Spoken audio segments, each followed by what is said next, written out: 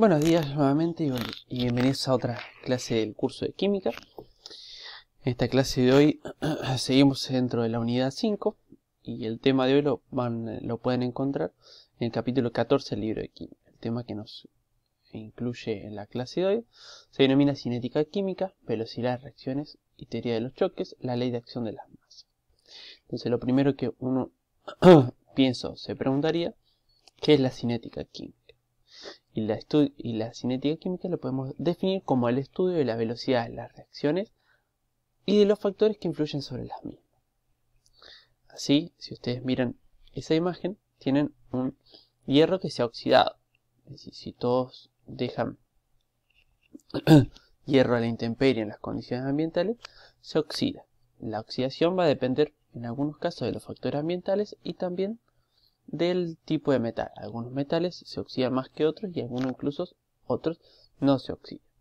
Mientras que esta y la oxidación en ese caso ocurre en forma lenta. En este caso es una explosión, es una reacción que ocurre muy rápidamente. Si es una reacción violenta. Entonces la cinética estudia la velocidad de las reacciones y los factores que influyen sobre esto. Cuando dos reactivos se combinan, las concentraciones de estos reactivos van cambiando. Y a medida que aumenta el tiempo, disminuye la concentración de los reactivos y aumenta la de los productos. Esto lo podemos ver en un gráfico donde tenemos concentración en función del tiempo. Con rojo y azul tenemos las concentraciones de reactivos. A medida que pasa el tiempo, disminuyen hasta llega un momento que se hace cero. Ese momento es cuando se transformaron totalmente en productos.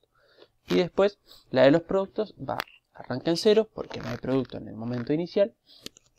Y luego aumentando hasta un momento que se hace constante y llega hasta un cierto valor. En ese momento es cuando se coincide justo cuando la concentración de los productos, de los reactivos, es cero. Todo se ha transformado en producto.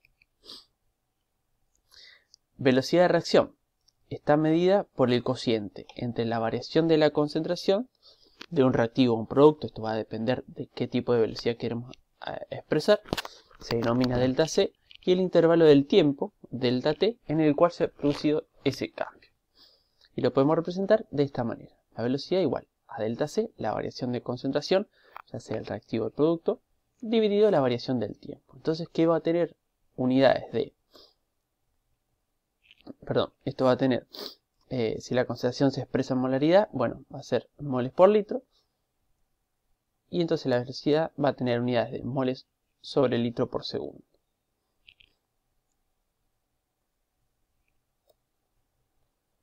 En este ejemplo, consideramos esta reacción sencilla donde todo un reactivo se transforma en producto. Inicialmente tenemos las esferas rojas representan los reactivos, 0,1 mol, entonces tenemos 0,1 mol. En este caso, en vez de 0,1 mol, 1 mol, ¿sí? Pues ya lo corregimos, pero para el ejercicio es lo mismo. Entonces al tiempo de reacción 0, inicialmente tenemos todas pelotitas rojas, 1 mol de A. Al cabo de cierto tiempo, y no hay pelotitas azules que son los productos. Al cabo de un cierto tiempo, ¿sí? Se comienza a consumir el reactivo y se va transformando en producto. Y dice, después de 20 segundos, el recipiente contiene 54 mol de A y 46 mol de B. Entonces hay 54 pelotitas rojas y 46 azules. Y después pasaron 40 segundos más y hay 0,30 moles de A y 0,70 moles de B. Entonces acá podemos ver en la figura cómo varía la concentración en función del tiempo. Y con estos datos uno puede calcular la velocidad de esta reacción. Entonces se puede expresar, como bien dijimos, o como la velocidad de desaparición de A, que es el reactivo, o la velocidad de aparición de B, que es el producto. En este caso lo vamos a hacer sobre B. Y tenemos que considerar el cambio de la concentración dividido el cambio de tiempo que nosotros tomamos. Para calcularlo nos va a quedar así, que la velocidad promedio de aparición de B va a ser el cambio de la concentración de B dividido el cambio del tiempo. Y siempre tenemos estado final menos inicial. Entonces vamos a tener delta de la concentración CB en función de delta T, que es el delta de tiempo. considerando esta parte, el tiempo final 20 segundos, el tiempo inicial 0. Y la concentración inicial, ¿cuál era? 0, porque no había producto, mientras que la final 0,46. 0,46 menos 0 me da 0,46, dividido 20 me da que la velocidad es de 2,3 por 10 a la menos 2 molar por segundo, o lo que es lo mismo, moles sobre litro por segundo. Bien, ahora vamos a ver cómo se dan las reacciones, cómo se da la formación de compuestos en una reacción química. Y esto tiene que ver con la teoría de choques o de colisiones. La idea fundamental de este modelo es que para que unas moléculas reaccionen deben chocar entre sí. Entre mayor sea el número de esas colisiones que ocurren por segundo, por ende va a ser mayor la velocidad de esa reacción. Sin embargo, hay que considerar que no solo se necesita de una simple colisión. En la mayoría de las reacciones, una pequeña fracción, ¿sí?, de colisiones origina una reacción. Esto se debe, por un lado, a dos factores. El choque o la colisión tiene que ser, por un lado, eficaz. Puede ser de dos tipos. Eficaz cuando se logra formar, es decir, los reactivos chocan, se rompen y generan nuevas moléculas, se forman en productos, mientras que si es no eficaz, esa colisión no da origen a producto. Y esto por dos maneras: por no tener la orientación adecuada o por no alcanzar la energía suficiente, ¿sí?, la energía de activación. Ahora vamos a definir qué son esos dos conceptos. Bien, el factor de orientación. Para que la colisión ocurra y sea eficaz, las moléculas tienen que tener cierta orientación. Y esa orientación va a determinar si los átomos están posicionados en forma correcta para formar un nuevo enlace. Y acá tenemos dos ejemplos, ¿sí? El cloro colisiona con el nitrato de... En este caso el cloro reacciona con el oxicloruro de nitrógeno. Esta es una sal oxigenada, pero que tiene la particularidad que tiene dos no metales, por eso tiene un nombre medio raro. Entonces, si está en la primera posición, es decir, un cloro está enfrente, la molécula del NO cloro está en esta posición, puede interaccionar los dos cloros de manera de choca y se forma cloro 2. Pero ¿qué pasa en la segunda posición? Es decir, el cloro viene acá, pero el cloro no está acá, sino está acá arriba. Al chocar, la colisión va a ser inefectiva, entonces no se me va a formar. Eso tiene que ver lo que se llama el factor de orientación. Y por otro lado tenemos la energía de activación.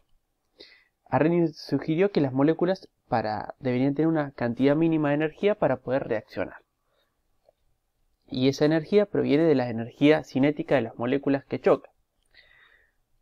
Cuando colisionan, esa energía cinética se utiliza para diferentes aspectos, como sea estirar, doblar o al finalizar romper enlace, lo que permite originar las reacciones químicas. Es decir, que la energía cinética se utiliza para cambiar el potencial de las moléculas. Y es aquí que si las moléculas se mueven muy lento, es decir, tienen poca energía cinética, simplemente en vez de colisionar, romper enlaces y formar nuevos compuestos, lo que van a hacer rebotar entre sí. Por lo tanto, es importante que tenga una cierta energía de activación. Para reaccionar, esas moléculas deben tener una energía cinética total o igual mayor que algún valor mínimo. Y la energía mínima requerida para iniciar una reacción se conoce como la energía de activación. Si vemos este ejemplo, para que la bola atraviese la montaña, la chica le tiene que dar una cierta energía, ¿sí? Si le da mucho, y bueno, va a salir con mucha fuerza. Pero si le da la mínima energía, es la energía que va a hacer que la ola llegue hasta la altura y después pueda bajar sola. Entonces, eso hace referencia a la energía de activación. La mínima energía que las moléculas necesitan tener para que puedan iniciar una reacción química. Entonces, acá vamos al concepto de la velocidad. depende de la magnitud de la energía de activación. Cuanto más pequeña la energía de activación, más rápida es la reacción. Y esto lo podemos ver en este ejemplo. Las reacciones exotérmicas, las que ocurrían liberando energía, eran más rápidas, mientras que las endotérmicas necesitaban de energía.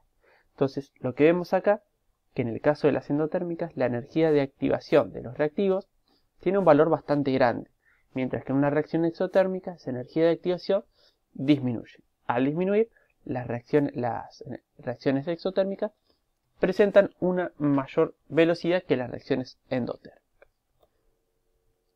Ahora vamos a pasar a los factores que modifican la velocidad de la reacción. Y estos podemos mencionar la temperatura.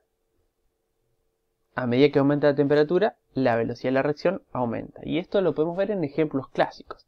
Si ustedes tienen que hacer una masa para la pizza, la levadura, para que leve, ¿qué hacen? Y la ponen en un lugar donde haya temperatura. Mientras que si la meten en el refrigerador, en la heladera, no va a levar. O en el caso de las plantas, que se desarrollan mucho mejor en un clima cálido que en uno frío. Y en el caso de las reacciones químicas, a medida que hay mayor temperatura, las moléculas colisionan, se mueven más rápido y colisionan con más fuerza, y por ende con más frecuencia, lo que provoca un aumento de la velocidad de reacción. Bien, entonces, si aumenta la velocidad, la constante de velocidad aumenta. Y acá podemos ver cómo la constante de velocidad aumenta en función de la temperatura. Y la constante de velocidad, que no la vimos todavía, pero ahora en las subsiguientes páginas la vamos a ver, aumenta aproximadamente, se duplica por cada 10 grados de temperatura que se incrementa. Otro de los factores es la concentración, donde la velocidad de formación de un nuevo producto es proporcional al número de choques eficaces entre las moléculas de reactivos. Es decir, si yo tengo mayor cantidad de moléculas de reactivo, van a chocar, va a haber mucho más choques y por ende la velocidad va a ser mayor debido a la probabilidad de choques. Al aumentar la probabilidad, entonces tengo más posibilidad de que haya choques efectivos. ¿Sí? Si tengo baja concentración y colisiones pocas, y si hay pocas colisiones, no todas van a ser efectivas. En cambio, si yo tengo muchas, la probabilidad de que las colisiones efectivas es mayor, entonces la velocidad va a aumentar. Y por último tenemos los catalizadores, que son sustancias que influyen sobre la velocidad de la reacción, pero no producen ningún cambio en ellos. Se mantienen inalteradas. Lo que hacen los catalizadores es disminuir esa energía de activación. En rosa, la energía de activación con un catalizador disminuye. Recordemos que al disminuir la energía de activación, la reacción se produce, la velocidad de la reacción aumenta.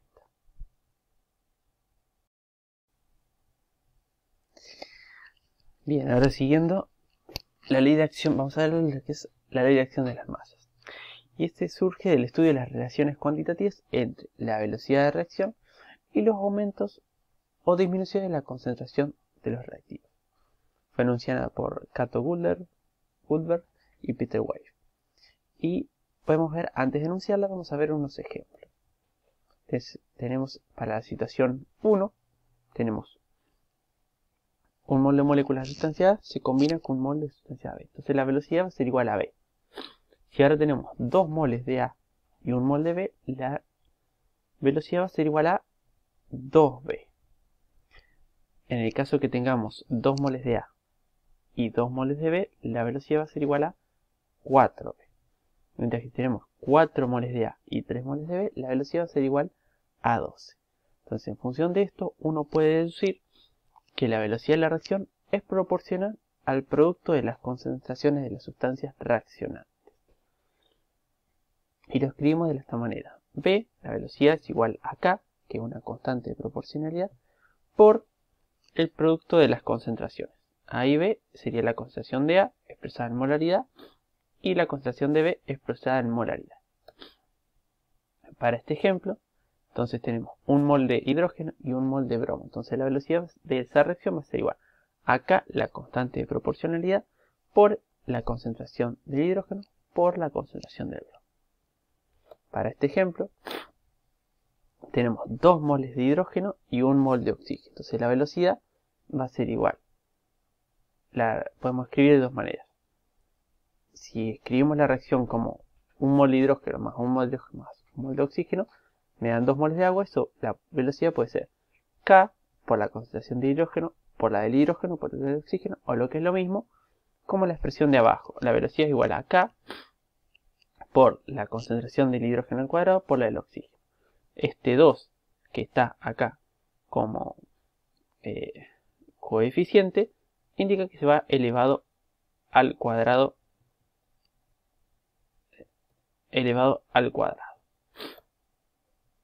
Y el enunciado general establece que la velocidad de una reacción es directamente proporcional al producto de las concentraciones de las sustancias reaccionantes elevadas a una potencia igual al número de moles que indica la ecuación estequiométrica. Por eso ven qué importante es saber balancear una ecuación, porque de eso también va a depender la velocidad de una reacción. En este ejemplo, si tenemos n moles de A más m moles de B más p moles de C más q moles de D, la velocidad va a ser igual a K, la constante, por el producto de las concentraciones elevadas cada uno a su correspondiente coeficiente. Es decir, A elevado a la n, B a la m, C a la p y D a la q. Y de esta manera uno puede calcular, conociendo las concentraciones y la constante de proporcionalidad, puede calcular la velocidad de las reacciones químicas. Y de esto terminamos todo. ¿Sí?